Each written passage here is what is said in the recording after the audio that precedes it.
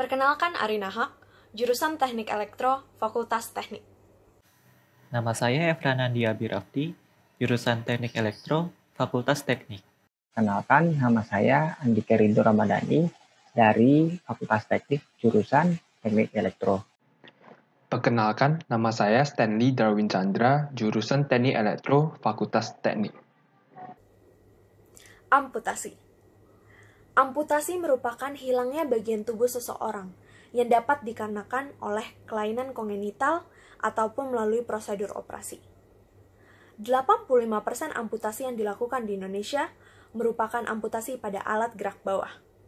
Dan 87% amputasi alat gerak bawah yang paling sering dilakukan adalah amputasi pada bagian bawah lutut. Salah satu cara untuk mengembalikan kemampuan fungsional seseorang oleh karena dilakukannya amputasi adalah dengan penggunaan prostetik. Penggunaan prostetik dapat diibaratkan seperti ketika seseorang menggunakan sepatu. Saat seseorang menggunakan sepatu tanpa menggunakan kaos kaki, maka dapat terjadi kontak langsung ataupun gesekan pada kulit pengguna dan sepatunya. Jika hal tersebut terjadi secara terus-menerus, maka dapat menyebabkan ketidaknyamanan dan rasa sakit pada pengguna tersebut. Sama halnya jika kita menggunakan prostetik. Ketika seseorang menggunakan prostetik tanpa menggunakan kaos kaki, maka hal tersebut dapat menyebabkan ketidaknyamanan hingga rasa sakit untuk penggunanya. Oleh karenanya, pelindung prostetik atau soket dibutuhkan dalam penggunaan prostetik. Sebagai bentuk kepedulian terhadap pemeliharaan kemampuan fungsional seseorang, Departemen Rehabilitas Medik Rumah Sakit Cipto Mangunkusumo memberikan pelayanan rehabilitas terhadap perancangan, pembuatan, dan pelatihan penggunaan prostetik untuk para pasiennya. Pelindung prostetik saat ini dibuat melalui proses metode casting. Metode casting sendiri dilakukan dengan beberapa tahapan, yakni pertama-tama membuat cetakan dari anggota bagian tubuh pasien yang akan dibuat pelindung prostetiknya. Bagian tubuh pasien tersebut dimasukkan ke dalam wadah yang berisi sebuah cairan dan ditunggu hingga cairan tersebut mengering. Ketika cairan tersebut mengering dan telah membentuk sebuah cetakan, ke dalam cetakan tersebut dimasukkan gipsum dan gipsum tersebut ditunggu hingga kering. Setelah gipsum tersebut kering, gipsum dikeluarkan dan dikikis agar rapi.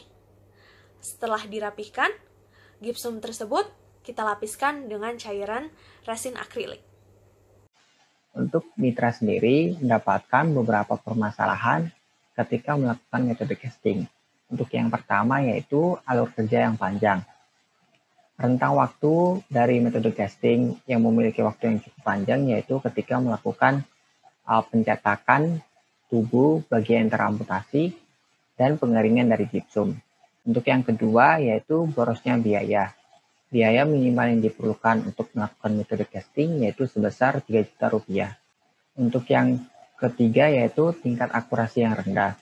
Hasil yang didapat ketika melakukan pengikisan dari gipsum itu sendiri memiliki tingkat akurasi yang rendah. Di sini kami, tim Sera, Stanley, Efran, Rido, dan Arina memiliki beberapa ide untuk menyelesaikan permasalahan dari metode casting itu sendiri. Cara kerja alat. Pertama, diambil 48 gambar dari 3 sudut pandang yang berbeda dari stam pasien. Kemudian, dengan proses edge modeling dan fotogrametri, dihasilkan model 3D dari stam pasien. Kemudian, model itu akan dicetak melalui printer 3 dimensi dan dikuatkan dengan resin. Terakhir, soket dibuat dengan proses laminasi pada cetakan stam. Proses saat ini adalah, pertama, pasien perlu memasukkan bagian tubuhnya ke dalam cetakan. Lalu, nanti akan dituangkan gipsum ke dalam cetakan tersebut. Lalu pada proses ketiga, gipsum tersebut akan dikikis dan membuatnya lebih rapi. Baru setelah itu pada akhirnya akan menuangkan resin akrilik pada bentuk yang telah dikerjakan. Tetapi dengan cara kerja yang tadi telah dijelaskan sebelumnya, yaitu proses usulan kita, maka cara kerja itu jadi berubah. Yang pertama, kami akan menggunakan teknologi 3D scanner untuk scan bagian tubuh pasien. Lalu kedua, File tersebut akan di-print menggunakan 3D printer, jadi langsung ada prototipenya dalam bentuk 3D. Lalu pada akhirnya akan menuangkan resin akrilik ke bentuk 3D tersebut. Proses ini dinyatakan 42% lebih efisien dari proses sebelumnya. Lalu, ini adalah perbandingan proses dari sebelum dan sesudah proses yang kami tawarkan. Yang pertama tentu saja itu lebih akurat, karena 3D scanning bisa mengukur seluruh tubuhnya lebih presisi karena 3D dibandingkan dengan gypsum. Jika gypsum di mana pasien akan meletakkan bagian tubuhnya, lalu nanti saat diambil, bagian itu akan dikikis sehingga itu bisa menyebabkan benda tersebut tidak presisi. Yang kedua tentunya harganya lebih murah, di mana sebuah jurnal mengatakan untuk membuat gypsum sendiri dibutuhkan 1.500 sampai 8.000 dolar. Sedangkan jika kita printing menggunakan 3D, kita hanya memerlukan 50 dolar. Itu merupakan perbandingan yang sangat jauh.